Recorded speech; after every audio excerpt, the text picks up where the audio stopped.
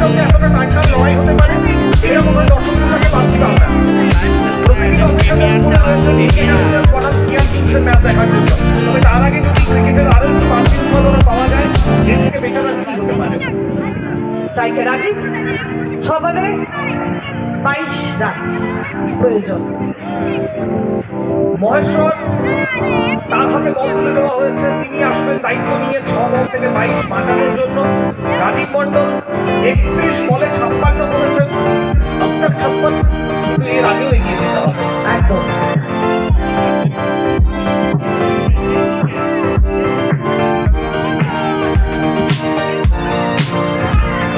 Break করতে পারতেন বোধহয়, উইকেটে আসার সুযোগটা দিতে পারতেন বোধহয়। ওদিকে নো বল, নো বল। ভাগ্য সাথে রয়েছে কিন্তু রান আউট হয়ে গেল, কিছু করার নেই। তবে 6টা বল থেকে হয়েছে সুদীপা, সুতরাং ভাগ্য সামনে রয়েছে এটা বলতেই হবে। একদমই তাই, একটা বলে সুযোগ তো পাওয়া গেল। আফসোস আফসোস আফসোস। কোথাও কিন্তু অপেক্ষা করতে পারবে রাজীব মন্ডল, অথচ ভেতরে আসা, ভেতরে প্রবেশ করে দেওয়ার পর দেখলে বোধহয় লাইনটা পেয়ে যেতেন। যাই হোক, অনেক সময় উত্তেজক পরিস্থিতিতে আমরা একটু খেয়ালি ফেলি, সেরকমই একটা ঘটনা আমরা দেখলাম মাঠের মধ্যে। নবাগত ব্যাটার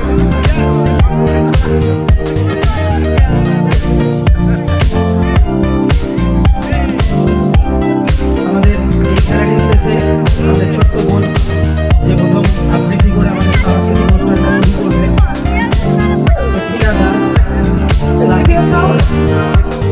তিনি কিন্তু লিডারটা সাজাচ্ছেন, তিনি কিন্তু আবারও একটু সাহস পেয়ে গেলেন, শক্তি পেয়ে গেলেন, মনোবল পেয়ে গেলেন এই উইকেটটা নেওয়ার পর।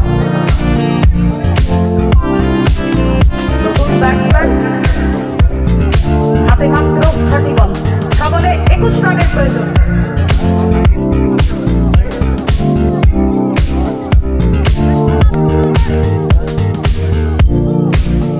নবাগত ব্যাটারি উঠতে স্ট্রাইক নেবেন, 6 বল থেকে 25 রান দরকার। মহেশ্বর চলেছেন আরো একবার, ছন্দপতন হয়েছে, সিন্টুকে ফিরে যেতে হয়েছে।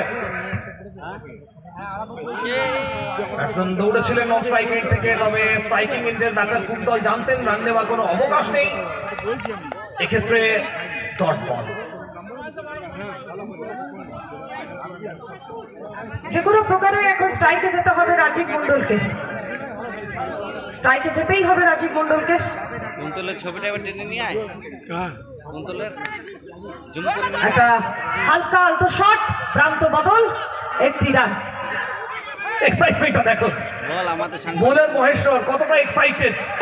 একবারের জন্য যেন মনে হচ্ছে না যে তিনি প্রফেশনাল ক্রিকেটার নন।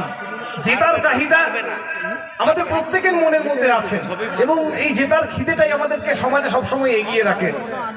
একদমই তাই সুমন্তদা, রাজীব মন্ডলকে ক্লান্ত দেখালেও কিন্তু তার চেষ্টা থাকবে অনেক কিছু করার। সুমিত এলেন, সুমিত ভগত কি টিপস দিয়ে গেলেন। সুমিত ভগত, মুক্ত আকাশ সততার প্রকাশ।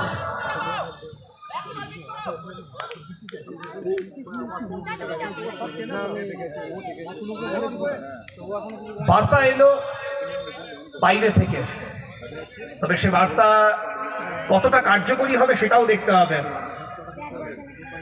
4 বলে 20 রান। অসম্ভব, এটা মারার মতো কেউ নেই। এই দিদি Oh, it's a big and long shot six.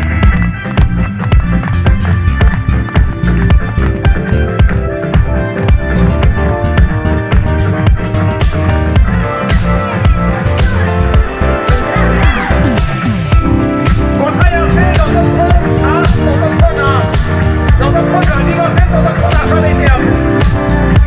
3 বল থেকে লাগবে এবার 14 রান, ম্যাচ এখনো হাড্ডাহাড্ডি। একদম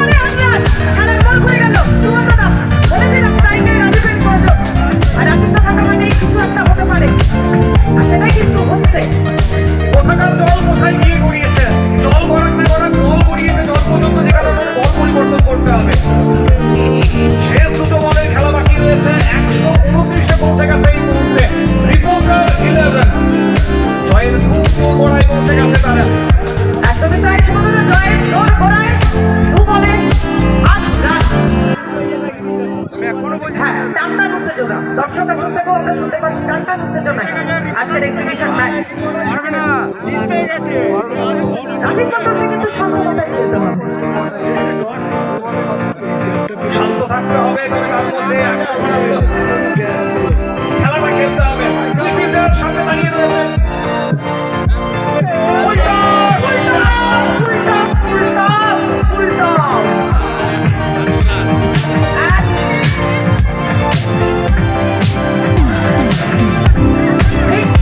রেড লাইটে যারা আছো, রেড লাইট যারা আছো, তারা লেডিস টিমের সামনে আসবে।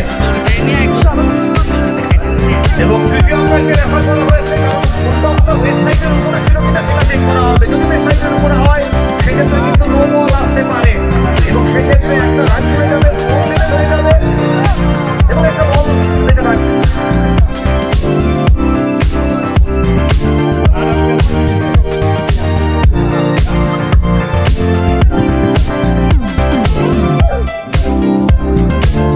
আমরা দেখতে চাই রিপ্লেতে আপনারা দেখতে পাচ্ছেন, আমাদের চিত্রটা এখন দেখানো হচ্ছে। সেম লাইটে না, নো নয়, ঠিক করে দেখে, নো নয়। বলটা ঠিক করছিল নিচে কোমরের উপরে, নয়, নো নয়। সেম লাইটে যারা আছো এলইডি স্ক্রিনের সামনে আসবে। সেম লাইট আমাদের যে এই জিপিএলের অর্গানাইজার, আমাদের অফিসিয়াল পজিটিভ অংশে কিন্তু আপনারা রয়েছে।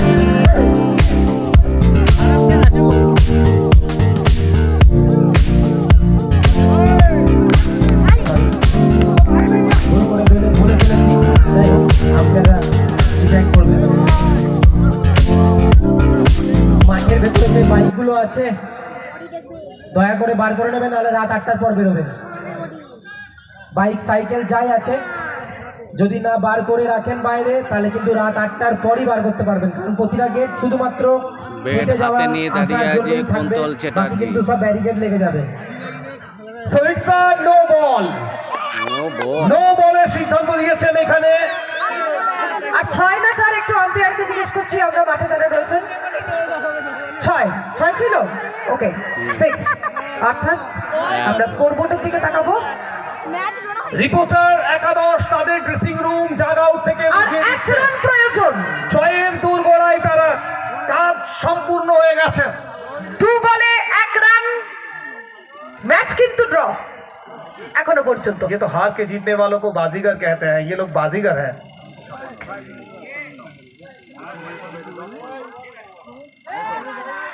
শেষ বলে টুইস্ট, ম্যাচ এখনো বাকি আছে, ম্যাচ এখনো বাকি আছে। শেষ বল থেকে এবার লাগবে 1 রান। তবে কি দুই দল সমতায় রেখে ম্যাচ শেষ করবে?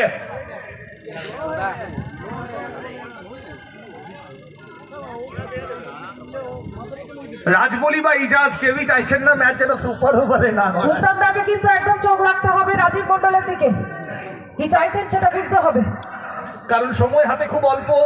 আমাদের আগামী প্রোগ্রামগুলোকেও চালু করতে হবে, অ্যাটলিস্ট রেজাল্ট হোক।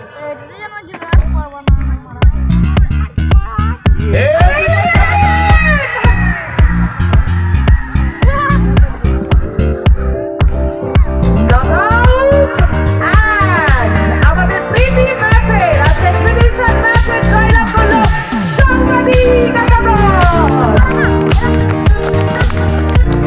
সাংবাদিক একাদশ তাদের বিজয় উল্লাস আমরা দেখছি। শেষ বল পর্যন্ত দুর্দান্ত লড়াই, শেষ বল পর্যন্ত।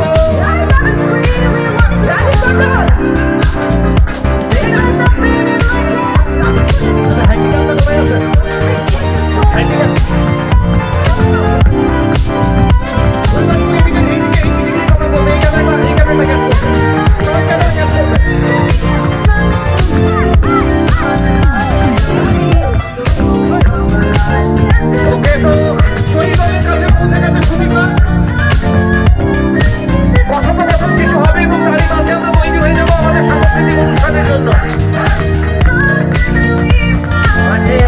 ভেতরে যে সমস্ত বাইকগুলো আছে দয়া করে বার করে নেবেন, না হলে কিন্তু রাত 8টার পর বাইকগুলো বার করতে পারবেন বা সাইকেল বার করতে পারবেন।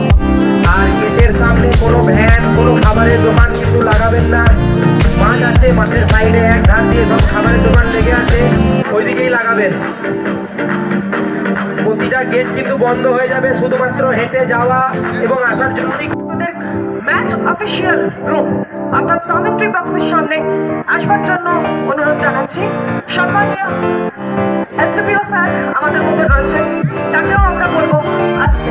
শ্রী অভিষেক মণ্ডল স্যার আমাদের মধ্যে রয়েছেন, তাকেও বলবো আমাদের ম্যাচ অফিসিয়াল রুমের সামনে আসতে। আমাদের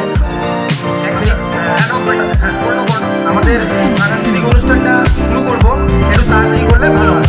ওকে, আমরা একদম প্রথমে আমাদের সাংবাদিক রাজিতাকে পেয়ে গেছি, আমরা তার সাথে কথা বলবো। একটা সময় মনে হচ্ছিল রাজিতা তার করে পড়েছে, সে জায়গায় দাঁড়িয়ে পড়ে দুর্দান্ত একটা ইনিংস শেষ বলে লড়াইয়ে জয়। কোথাও কতটা আনন্দ মনে হতে দিচ্ছে। প্রশাসনকে হারিয়ে সাংবাদিকদের বরাবরই আনন্দ হয়, আর আমরা অধিকাংশবার হেরেছি কম। তো আজকে বাইরে বিদেশের মাঠে স্যারকে হারিয়ে, মানে এসডিপিও স্যার রয়েছেন হারিয়ে, আমরা সত্যিই খুব আনন্দিত এবং অসাধারণ।